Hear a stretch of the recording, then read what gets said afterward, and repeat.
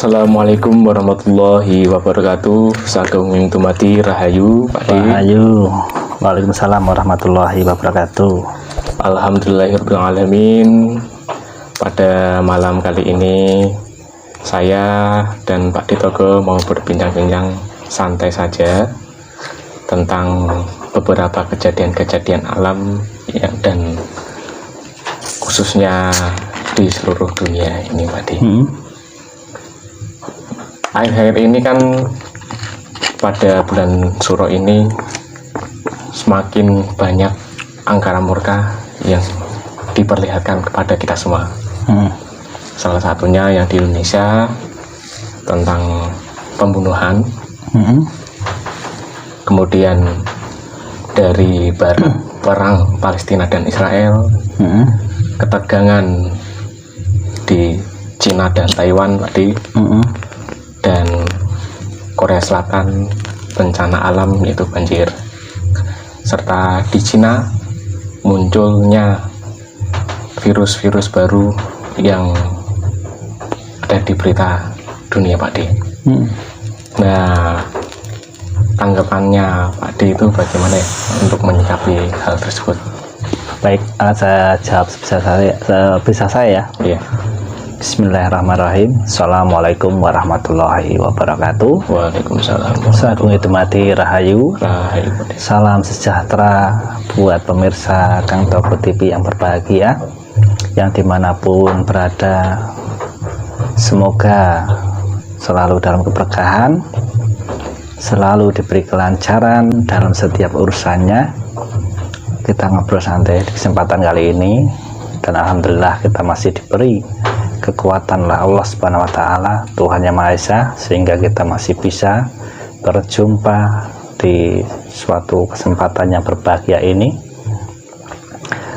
Dan juga tentunya hari demi hari kita selalu membaca keadaan situasi baik pribadi ataupun di luar pribadi.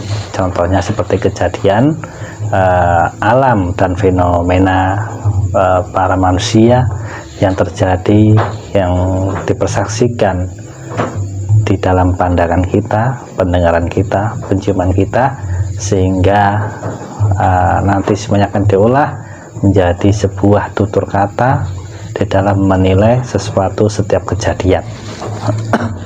Ya, jadi setiap kejadian ini semuanya tidak lepas dari Sang Yang Maha Pencipta yang menciptakan segala sesuatu di alam semesta ini, di muka bumi ini.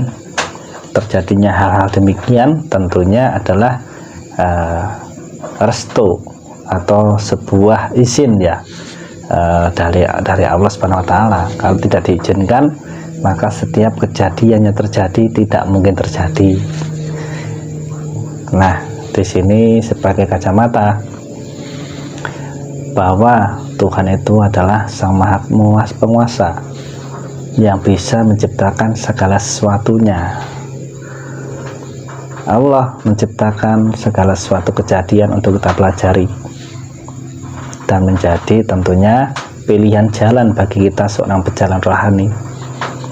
Tatkala kita mengenal tentang ajaran budi pekerti luhur, kita akan disajikan dengan angkara murka yang membara, angkara yang tentunya yang akan disebarluaskan oleh jiwa-jiwa yang penuh angkara murka, sifat-sifat durjana, sehingga nanti untuk keseimbangannya Tuhan akan menunjukkan orang-orang yang berjiwa dengan budi pekerti yang luhur, sehingga untuk keseimbangan, supaya apa? Supaya ekosistem di muka bumi ini terus berjalan. Seperti itu ya, Kang ya. Iya. Jadi menurut saya semua memang terjadi karena kehendaknya, walaupun terkadang kita memandangnya itu sesuatu yang mungkin tidak baik, atau mungkin itu kezaliman atau kejahatan atau apa, tapi memang demikian. Untuk mencapai tataran jiwa-jiwa yang berbudi pekerti luhur, maka akan disajikan dengan angkara murkanya. Ya seperti itu loh Kang. Jadi ya kalau kita buka secara penilaian, saya tidak mau banyak menilai. Yang jelas saya fokus dengan laku tirakat saya, dan nanti apa yang saya sampaikan pasti itu adalah hasil dari tafakur atau tirakat kita semua gitu loh Kang. Iya. Nah seperti itu Kang. Nah kan tadi dikatakan sama Pak Ditogo bahwa pandangan-pandangan tersebut hasil dari tirakate panjenengan lan Gus Rafiq. Iya. Yang mana ada video yang minggu-minggu lalu bahwa alam ini sedang bergejolak dan beberapa tanda-tanda yang dilihat dari Pak Ditogo dan Gus Rafiq, salah satunya banyak orang yang terpleset, baik di Indonesia maupun di luar negeri. Itu Iya. bagaimana Kang? Alhamdulillah sudah kok mulai Terjadi gitu ya? bergelarnya di Sasi Suro Iya. kayak gitu. Ya dulu kan kita juga pernah membahas bahwa suatu saat nanti akan banyak orang-orang yang terpleset, entah itu secara perilakunya, entah itu secara perkataannya, ya seperti kan. Jadi itu juga hasil dari tirakat kami, dan kami pun saat ini juga masih bertirakat, dan suatu saat nanti di balik kasus-kasus yang ada ini nanti akan ada kasus yang terungkap yang lebih besar lagi daripada kasus-kasus yang ini gitu loh. Dan alam ini baru berbenah, maka nanti akan ada gejolak alam yang lebih besar daripada sekarang ini. Kalau sekarang ini sudah dianggap besar, jangan salah, nanti ada yang lebih besar lagi gitu loh. Itu hasil dari tirakat kami seperti itu. Maka digelarnya angkara murka ini nanti juga akan ada jiwa-jiwa yang menumpas ke angkara murkaan itu. Jadi orang-orang yang durangkoro, yang durjana, nanti akan ditumpas dengan datangnya sesuatu jiwa-jiwa yang menumpas ke angkara murkaan itu. Jadi orang-orang yang durangkoro, yang durjana, nanti akan ditumpas dengan datangnya sesuatu pengadilan yang nanti akan dibawa oleh orang yang punya sifat jujur, benar, lurus. Ini akan membasmi ke angkara murkaan di dunia ini. Tapi saya tidak bisa menyebutkan itu oknumnya siapa, orangnya dari mana, tapi petunjuknya seperti itu gitu loh kan. Iya.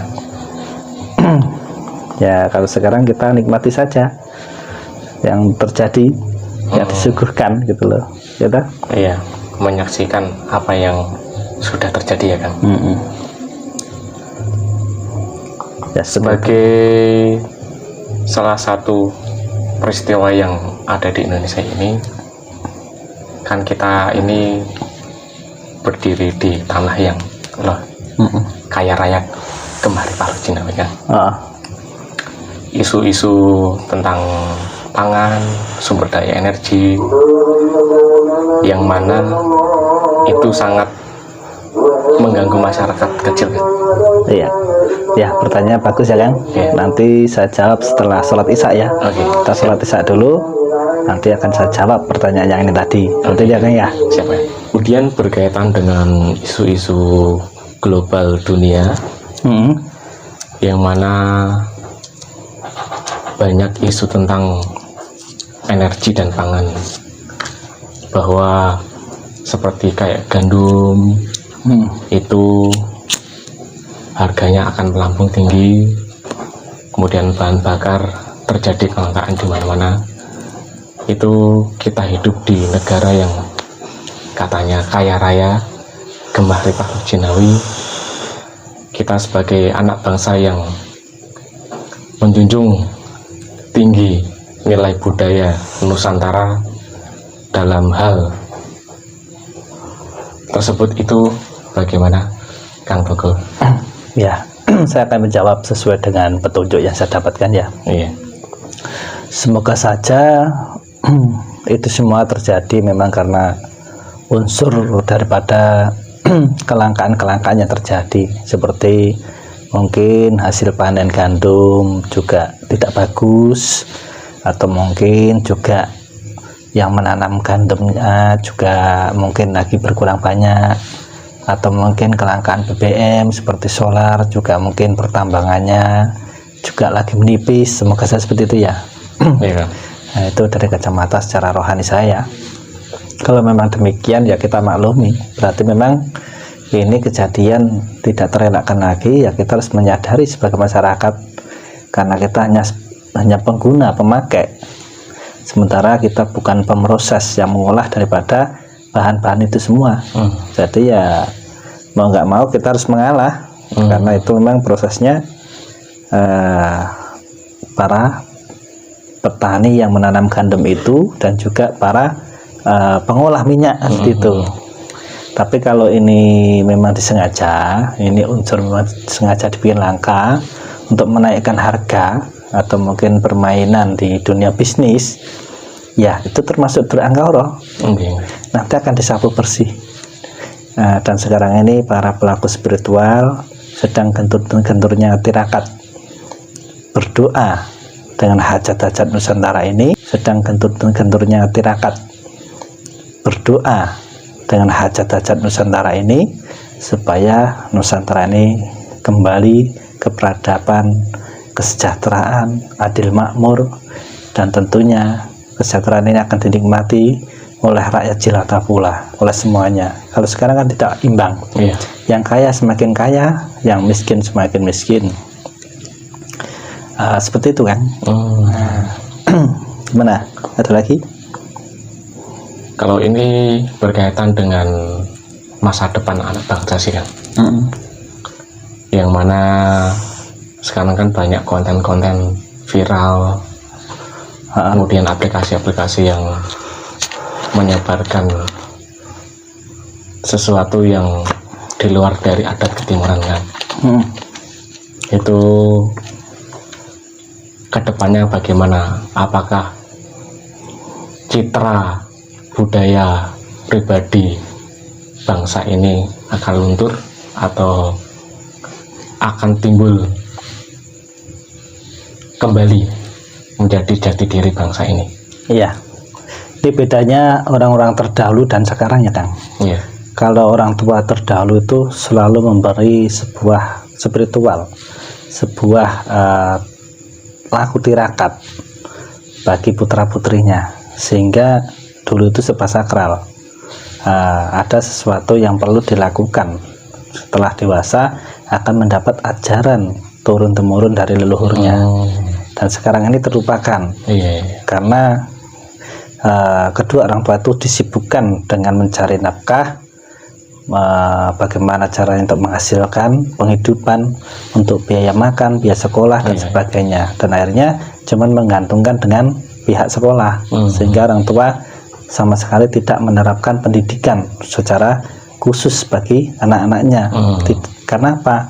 Ajaran leluhur ini jarang disampaikan di sekolah, cuman sebagian kecil saja tentang sejarah-sejarah. Memang ada ajaran tentang budi pekerti, akhlak yang baik, cuman kan tidak detail seperti ajaran turun-temurun kan gitu kan. Dan untuk menuju ke peradaban yang akan datang, saya yakin nanti akan ada bagian pamomong kesatria yang mempunyai jiwa luhur. Untuk penerus-penerus ini nanti akan memberi suatu pencerahan kepada kaum-kaum milenial. Dan kalau memang itu tugasnya berat, tidak bisa disampaikan sang pencerah, nanti alam yang akan memberi suatu pencerahan atas titah Yang Maha Kuasa. Ketika nanti dihadapkan dengan sesuatu goncangan, mungkin akan terjadi bencana yang besar di depan mata. Di situ kan nanti akan terbuka kesadaran. Nanti akan tumbuh kesadarannya betapa maha besarnya Allah Subhanahu Wa Taala, Tuhan yang memiliki segalanya, yang maha segalanya, sehingga nanti akan memberi suatu peradaban kesadaran tentang maknanya ketuhanan dan juga maknanya tirakat ajaran leluhur. Karena besok yang selamat itu adalah orang-orang yang ahli tirakat, orang yang betul-betul giat mendarmakan dirinya sebagai khalifah, sebagai pencerah. Nah, makanya kita mulai dari diri kita pribadi dulu, kita belajar dan belajar untuk selalu menanamkan jiwa-jiwa yang penuh dengan budi pekerti yang luhur, seperti itu kan. Oke, terima kasih Kang Togo.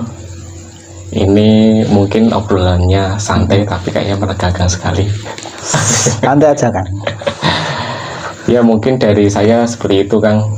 Semoga para pemimpin-pemimpin kita dan generasi penerus kita selalu dibimbing sama Tuhan Yang Maha Esa dan Amin. tersambung pada leluhur-leluhur kita.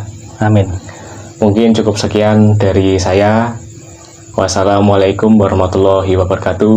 Waalaikumsalam warahmatullahi wabarakatuh. Rahayu sagung itu mati.